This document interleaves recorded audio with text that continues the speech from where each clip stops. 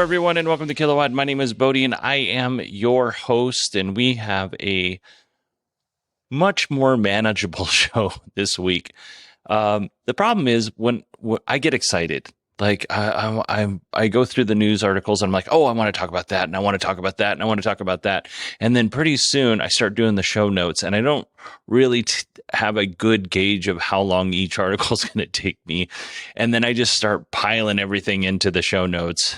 And eventually I have to say, okay, I have to cut this and I have to cut this, but I really don't want to cut these things. And then I get a huge blown up show. So that's where we're at. Just a little peek inside of the madness that is my brain, which is most of the time unorganized and just kind of everywhere. It is a new month. At the beginning of every new month, we thank our Patreon supporters. So I would like to thank, first of all, me, because I'm a Patreon supporter, because I was doing some testing.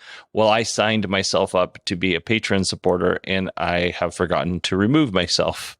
So I'm going to start by thanking me, Friendly Sleet 66, Jerbo, Steve, Bruce W, Anthony, Jessica Kirsch, Elon Muskie, Tommaso, Karen, Chris, Dale, Cameron, Mark, James, Nate, Don, Sierra, my Sierra, Chip, Ryan, Rolando, Bruce with a C, Howard, Isaiah, Neil, Jeffrey, Joseph, and Andrew. We are getting quite a list.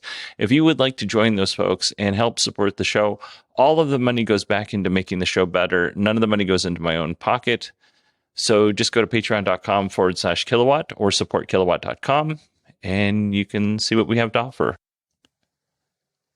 All right, let's jump into the news here. Hyundai has some things to announce on July 14th. What those things are, we don't know. Instead of guessing, I'm going to wait until July 14th to hear what they have to say. They're calling it In Day, and there is some speculation that Hyundai will release an In version of the Ioniq 5, an In like Nancy. I don't know what In means in the Hyundai lineup, and honestly, I could look it up, but I'm not going to. I'm just going to wait till July 14th, and we'll talk about it after they announce it. Rivian increased production in the second quarter of 2022. They produced 4,401 vehicles and sold 4,467 vehicles.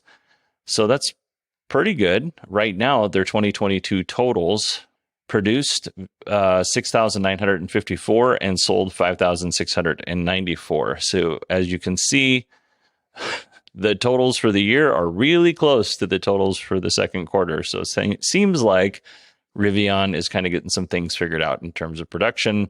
They're not quite there, but they're getting there. Fisker is asking reservation holders for an extra $5,000, which is non-refundable, before they can receive their vehicle. Now, I've been reading headlines that were very similar to what I just said, and I was like, well, that seems like a bunch of nonsense, because they got like 30 or $50,000 reservations. Why are they asking for another $5,000? Well, it sounds like Fisker is asking reservation holders, if they want to be in the first 5,000 people to accept delivery of their car, which is the launch edition, then they need to put down an extra $5,000. I'm not super thrilled that it's a non-refundable deposit, but as we get closer to November, which is when Fisker says they're going to actually start producing these vehicles and delivering them, this seems reasonable to me. If you want to skip to the head of the line, then you just plump down an extra $5,000. If you don't, that's fine. You put down your $250 deposit, and you'll get your car sometime between November 2022 and September 2023, depending on when you ordered it. So I don't think it's that big of a deal. There are currently 150,000 fuel stations in the United States. Most of these fuel stations, if not all of them, have multiple pumps to better accommodate those who need to fuel their car. So that makes sense. Right now, there are only 6,000 DC fast charging stations in the United States. As we talked about, the fastest way to charge your electric vehicle is through DC fast charging. So I'd imagine that most of these DC fast charging stations also have multiple EVSE, which stands for Electric Vehicle Supply Equipment. The reason why we're making a distinction is because the charger is in the vehicle and the device that supplies electricity is the EVSE. All right, back to the topic at hand. I don't think we need 150,000 charging stations because most people can charge at home, and we have level 2 chargers and level 1 chargers in different locations. So I think we need enough DC fast charging stations to cover basically road trips, long road trips. So it's going to be more, I don't know exactly how many we're going to need, but it's going to be more than 6,000. World Resources Institute wrote an article and they published it in Clean Technica. And I condensed this quite a bit. So go to the show notes if you want to read it. But basically, they kind of lay out some things that we need to make these charging networks work for us. So in the United States, there was a bipartisan infrastructure bill that put aside $5 billion for a national electric vehicle infrastructure. States have 5 years to do their part when it comes to building out the charging network. Here are some ways, and I've condensed this, again, quite a bit, but here are some ways that we can effectively deploy an EV charging network without causing too many headaches. Because 5 years isn't a lot of time, folks, honestly. First thing we need to do is we need to coordinate planning across all levels of state government. So in most states, you have the state government, the county, the borough, or the city, depending on where you live. Like when I lived in Alaska, we didn't have counties, we had boroughs. Approvals need to happen on a lot of levels between those 3 entities, and probably creating like a coalition to sit down and help cut through some of that red tape makes a lot of sense. Now, this probably needs to be spearheaded at the state level, but it makes sense that these are the kind of things that we're going to need in place before we can really start building out this infrastructure. The next thing we're going to need is we need to make sure that everybody has access to these EV charging stations. And by access, I mean we need to have ADA, Americans with Disability Act, accessible chargers or charging spaces. I know I'm guilty of this, but this part of the conversation gets left out a lot. So I wanted to make sure to include it here. So let's move on to how we figure out where we need to put these chargers. Well, the U.S. National Renewable Energy Laboratory has a suite of tools to help plan the number of chargers needed and the type of chargers that are needed and where we need to put them. And here's the great thing. If you don't like the tools that the National Renewable Energy Laboratory has put out, there are other companies and organizations that have put out tools that do this same exact thing. I was actually quite surprised. I found 3 or 4. So tools and suites of tools, that's all very important. We want to have those because that gives us an insight into where we might be thinking of putting these charging stations. But there are other resources that these planning officials can draw from. And one of I think the most valuable groups are these EV groups that are in nearly every state, if not every state. So there's Tesla groups, there are just regular EV groups. These are the people that are actually driving the electric vehicles around the state that they live in and neighboring states, and they know where the pain points are. So these are people that we should be consulting in terms of where we put these chargers. And I meant to mention this earlier, but I forgot. But we should also the states should be working with other states that they border with as well. And states that border Canada and Mexico should probably be working with those countries as well. So when we're placing charging stations, we're placing them in places that actually make sense. It doesn't make any sense if you have a charging station in Arizona right on the border, and then you cross the border and you have another charging station in California. That doesn't make sense. It might make sense to have one 200 or 300 miles, well, let's say 200 miles further down the road in California. That makes sense. Having them next to each other isn't a good use of anyone's money. I'm going to wrap this up here, but the most important thing to me, honestly, is that All of this is going to require a great deal of communication and collaboration. And I want to make sure that these charging stations go in places that make the most amount of sense, and we get, as taxpayers, get the best bang for our money. Because if this gets mismanaged, we're just kind of in the same boat. All right, let's jump into some Tesla news. First up, Tesla's earnings call will take place on July 20th. Man, I have a thing with my tongue today. It's just getting stuck to the top of my mouth. Sorry about that. Starting to develop the old stutter again. Anyway, the earnings call will be on July 20th. Of course, we will cover it like we always do, but I think this is a good time to mention I've been doing other EV automakers, including legacy automakers. Besides Tesla, what other companies do you want to hear earnings calls from? I do three. I try to do three a quarter. So if you have a request, email me, Bodie, BODIE at 918digital.com.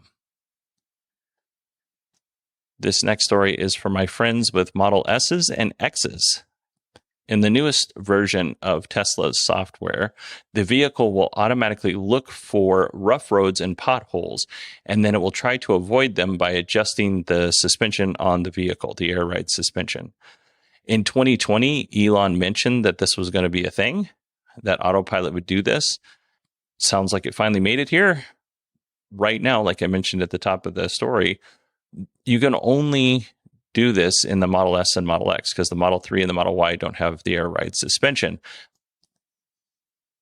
All right, on to a more serious topic. 15 current and former Black Tesla employees are suing Tesla for failing to prevent racial discrimination at the Fremont factory. Now, this is all alleged. The filing alleges that colleagues frequently use racial slurs, discriminatory terms. There was racist graffiti on bathroom walls, benches, lockers, workstations. The graffiti included racial slurs, swastika, and some mention of the Ku Klux Klan. Some of the employees are also claiming that they were fired when they reported the above activities. If this is true, this is definitely not good for Tesla, and shame on Tesla for allowing this to happen. This is a claim that we're hearing a lot coming from the Fremont factory. So, again, I'll update you as we get more information.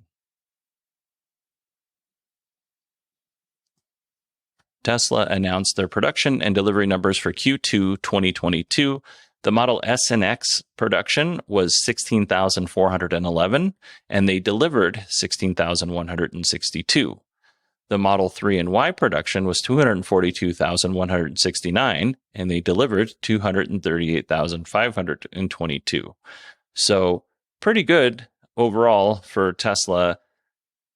However, they had 9 straight quarters of growth, and this quarter was down a little bit. It was still pretty good quarter. I mean, total production was 258,580, and total deliveries were 254,695. Even though it's a down quarter, lots of things were going on Q2 2022. They had to shut down the Shanghai factory. Giga Berlin and Giga Texas were just coming online. I don't see a down quarter being that big of a deal, to be honest. And that brings us to our final story, which I think is a cool story. It's not really a Tesla story. It's more of a climate story. Swiss startup Climeworks, that's CLIMEWORKS AG, is currently constructing the world's largest air carbon capturing facility. It's going to be called Mammoth. Mammoth can remove 36,000 tons of CO2 from the air per year, which is, pretty impressive, 36,000 tons. But it only removes like 0.0001% of the 36 billion tons of CO2 produced per year by us humans. So we're going to have quite a few more to make a difference. This air is cleaned through a chemical industrial process, and then the carbon is mixed with water, and then that carbon water is injected into the ground where it forms into solid carbonate rock. It's pretty cool. The whole facility is powered by geothermal energy.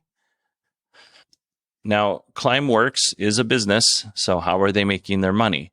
Well, they are selling carbon credits to companies like Microsoft and Google and other big companies. So 1 ton of carbon credits will cost you €1,000 or about $1,048. Based on what we know, if Climeworks sells out of all of their 36,000 ton credits, they're expected to make $36 million a year. I was not able to find how much Mammoth costs to build, but $36 million a year isn't, it's not bad. And it's a nice start. And we need a lot more if we're going to make a dent, but you got to start somewhere. So I applaud Climeworks for doing this. All right, everybody. That is it for me this week. If you have any questions or you have comments, email me, Bodie, BODIE, at 918digital.com. You can also find me on Twitter at 918digital. I want to apologize for last week's show because I was all over the place. I actually recorded that show on a Thursday and I released it on a Saturday, but it took me 2 days to fix basically my blabbering. I just went on and on and on. So I had to cut a lot of that stuff out. So yeah, I apologize. Wasn't my best work last week. This week I feel better about. By the way, I am recording on a Wednesday. I am recording on a Thursday today, Thursday morning, because I want to get this out on Friday. All right, everybody, that is it for me. I hope you all have a wonderful week, and I will see you next Friday.